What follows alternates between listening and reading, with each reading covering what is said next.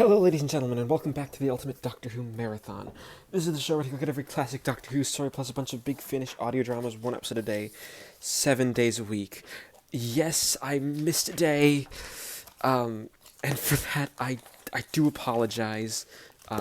Again, that might start happening here and there, because life is being crazy with the virus, and all of that, so I'm sorry about that. Of course, but before we begin, I do need to make sure everybody knows that this is this video, that because in 2019 YouTube was caught data mining the underage users' information of underage users, therefore violating the Children's Online Privacy Protection Act, aka COPPA. That this video is not meant for children. It's not marketed towards kids. It is not aimed at kids. Yes, Doctor Who is a family show that kids can watch, but this video, as with all the videos on my channel, are looking at the show from an adult lens, and therefore discussions of adult themes of an adult nature can and will happen. Viewer discretion is advised. But it is now that that's out of the way, it's the 23rd of April 2020. I cannot seem to speak today. 23rd of April 2020, and we are starting a look at the first story in the most recent Fifth Doctor trilogy, the Marc trilogy. Named so because there's a new companion, takes place in season 20. We are starting with David Llewellyn's Tartarus. Starting, of course, with part 1. Now, the first thing you really notice about Tartarus is that it's formatted weirdly. This is a 2-part story, but it does take up a full 2 discs. It's a 2-part story with 2 47-minute long episodes, which, isn't something impossible. We've looked at box sets that do 4-hour-long episodes with the Diary of a Song series, and we will have other ones too. Much later, the 8th Doctor, the 6th Doctor's first season is all 45-minute ones. But having that in the 5th Doctor is weird. It happened on television once with Resurrection of the Daleks, which we will cover much later. Again, we will cover that one, in the future. But it's not something that you normally do. So part 1 actually has 2 episodes of content really to go over. And it was interesting is that there is a point in Tartarus part 1 where there could be a cliffhanger. And it is about the halfway point of the episode. It's this point where everyone's hiding out in the wine cellar and they get transported into, Tartarus, which is, sort of, I think it's a different planet. It's not actually quite specified, because, there's a bunch of different myths that are done, because, the Doctor, Tegan, and Nyssa arrive in Naples, in 63, I think 63 BC, I think. It's probably BC. It's the Roman Empire, so it, so it's, and we're dealing with, it's because the Doctor wants to meet Cicero, the orator, played by Samuel Barnett, who had his own, Big Finish had already done their own audio dramatization of the works of, of the works of Cicero, and it's that were done really, really well. 63 BC, and so you actually, a lot of this first half of this first episode is the Doctor, Tegan, and Nyssa being in,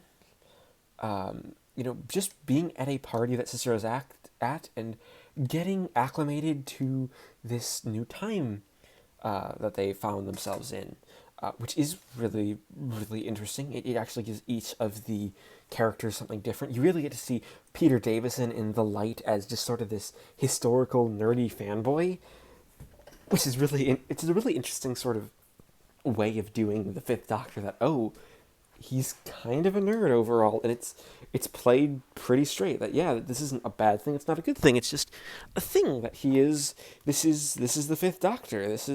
He is a fan of Cicero. He wanted to meet Cicero, so he came, and they are doing it. It's something very, very different. But once the actual plot starts, there's also something Llewellyn really does with the 5th Doctor, and he makes him take control of the situation. and it really does exemplify the whole idea of the young man being not taken seriously. This is done through deception because, he called himself Claudius, and Nyssa and Tegan called themselves Claudia and Claudia because they are, calling, it's the whole idea of them being a different sort of thing, as they, as they're in kind of a disguise type situation. They're not really in disguise, but they're in a different situation. Um, it's it's being in this weird different group where you get to see something cool. Uh, um, uh, you know, um, you get to see um, you know you get to see just the different stuff with the Doctor as he gets to do, really is clearly having fun in the role, and really is really solid. Like there's as and he's clever to take down the stone giant with cunning and follow a way across the lava, because there's a lot of really fun Greek Greco-Roman inspired tasks for them to do, taken out of various historic sources, which are always fun. It's always fun to draw on myth for your plot. It's not necessarily amazing, but it is something different, and it's something sort of classic, and that you would do if you're doing this. Um, but also, there's also a lot of other things to like. Janet Fielding as Tegan also has a lot of fun here, as she gets to play.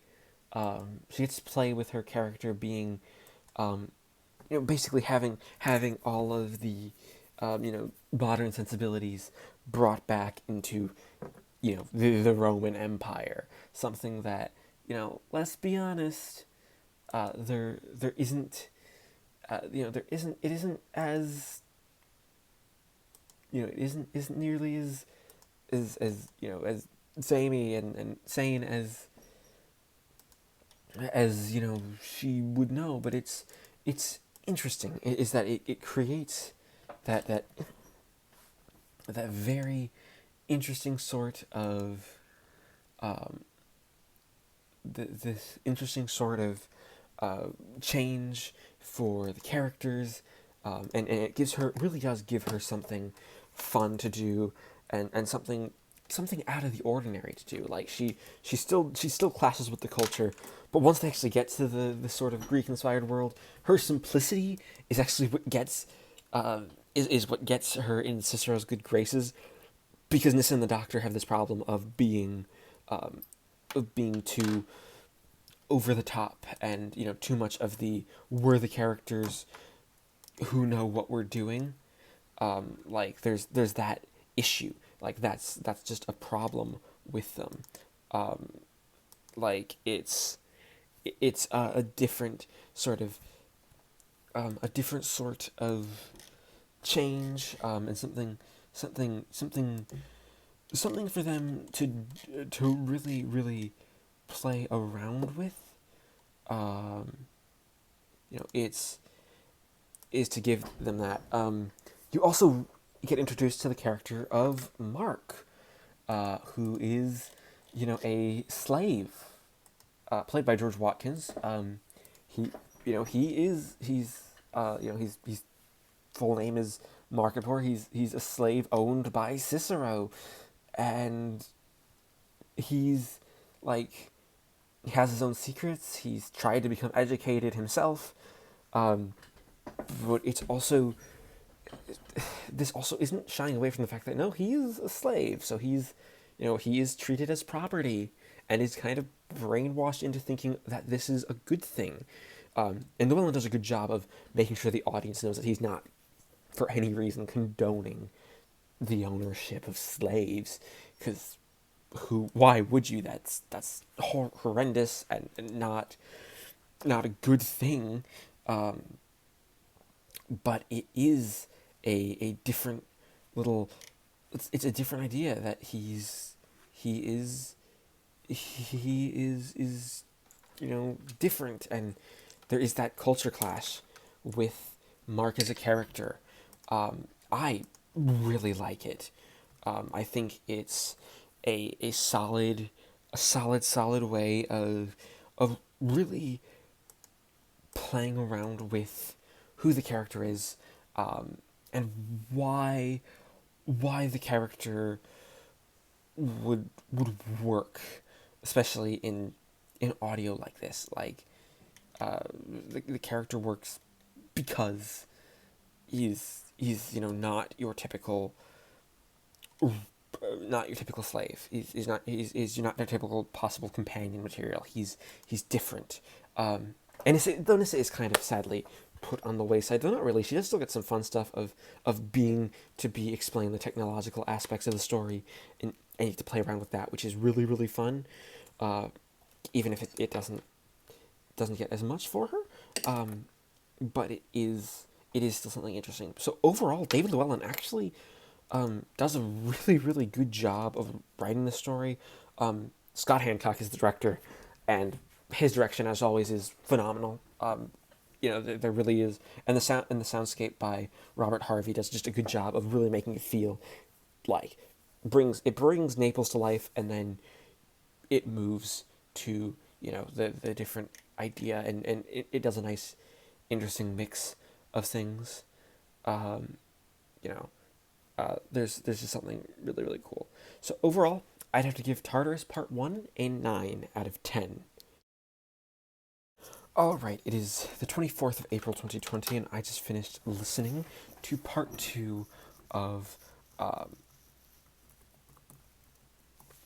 Tartarus, where you have the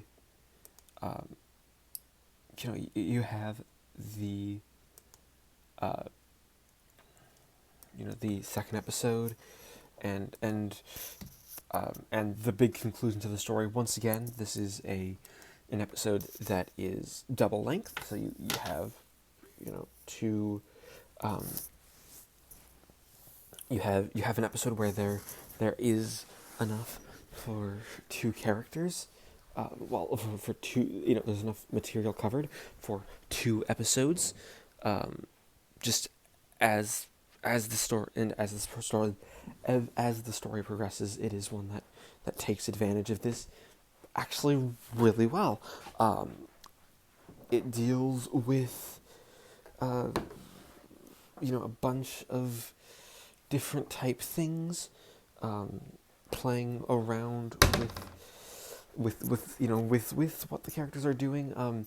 You have the idea of the villain being called Tartarus, not the land, and having basically created this tribute to Greco-Roman mythohistory as essentially a test, a series of tests to find if someone is worthy for a task. That worthiness being for their ability to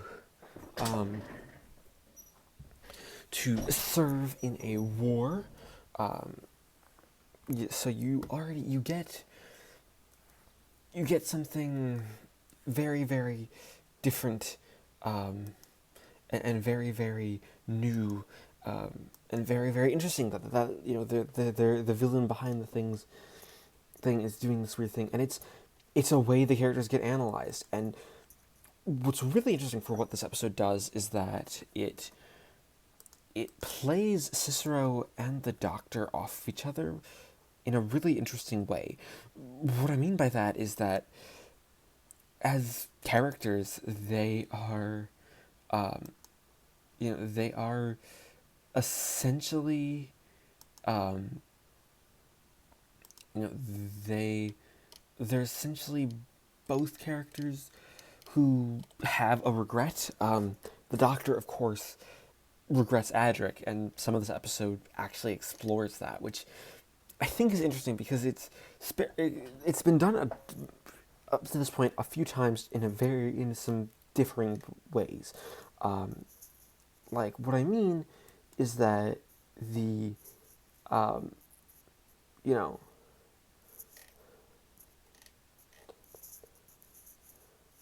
you know is that there is a t- there is a different um,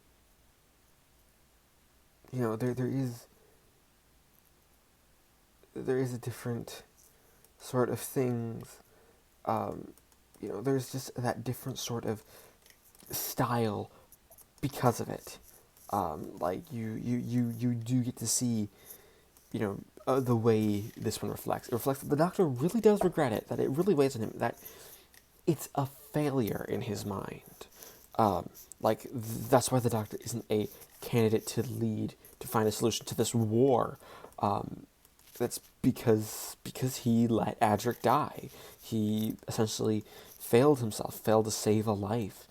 And it wasn't like just any old life, a life of someone who lived with him. Um, it's a very, very different sort of thing that he's like, okay, that this is also very possibly what he could, why he fails. Um, you know, it's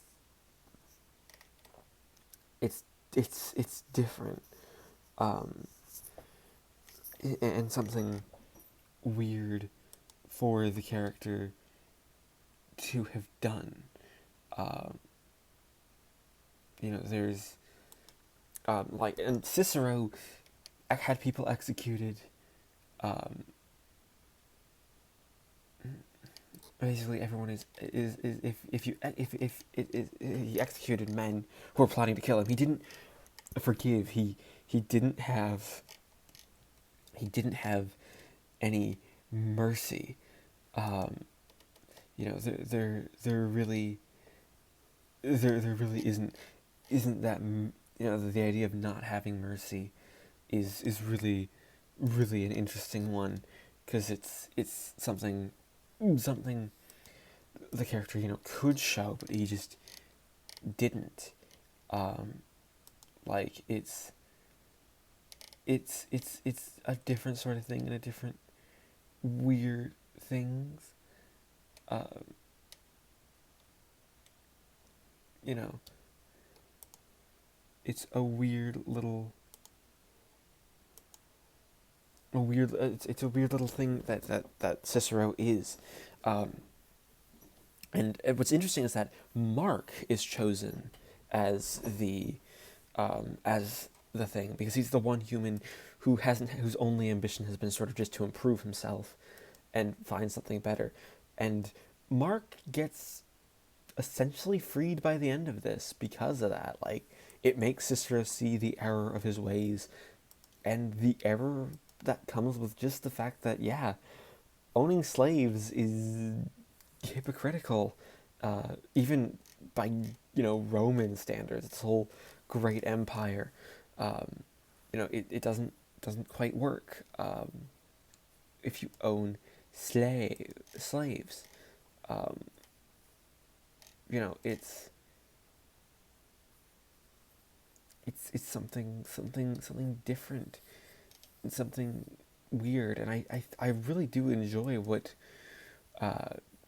David Llewellyn does with it. He also makes Marc just a really likable character, with George Watkins giving a great performance, and just really showing what the character can be. What sort of what the character kind of is.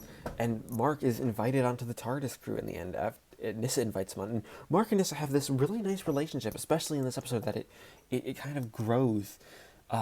It's not quite romantic, but there is just sort of there's this real sort of understanding there, um, that that that that the characters that the characters kind of get each other. Nyssa lost her home. Marc's never had an equal. This is someone that Marc can almost look up to, and Nyssa almost basically tempts Marc to travel with them because of just the whole premise of seeing the universe, seeing what can be out there, and what is really, really possible. Something which is something different and new, and something that I think is just done really, really well.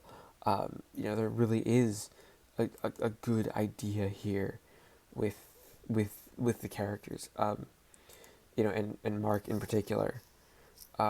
Also, Tartarus as a character is really, really interesting. Tracy-Ann plays the villain, and she is great. She's mainly known for Doctor Circles for her Torchwood role, but she appears here and is a fully fleshed out character with her own sort of backstory, and it's really a lot of fun to watch.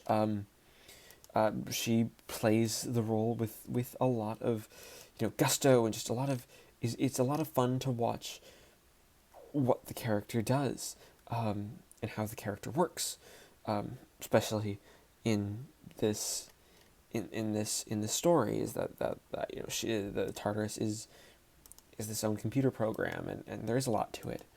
Also, the framing story is really, really good and sets up sort of the arc that Marc is going to go on, mainly in this trilogy, though it could be in the second trilogy that we aren't going to cover because it's actually only being released in a couple of months, starting in July, and obviously I'm not stopping until July to do this. But it's really, really solid, and everything sort of fits in nicely. The direction by Scott Hancock, once again, is also excellent, really making Tartarus a great story, especially with part 2. So overall, I'd have to give part 2 of Tartarus a 10 out of 10.